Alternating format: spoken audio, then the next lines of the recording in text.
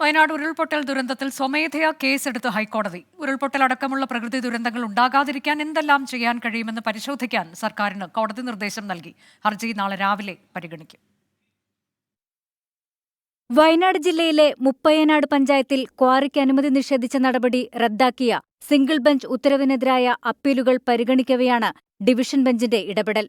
ഉരുൾപൊട്ടൽ ദുരന്തത്തിൽ സ്വമേധയാ കേസെടുത്ത ഹൈക്കോടതി ഉരുൾപൊട്ടലടക്കമുള്ള പ്രകൃതി ദുരന്തങ്ങളുണ്ടാകാതിരിക്കാൻ എന്തെല്ലാം കാര്യങ്ങൾ ചെയ്യാൻ കഴിയുമെന്ന് പരിശോധിക്കാൻ സർക്കാരിനോട് ആവശ്യപ്പെട്ടു.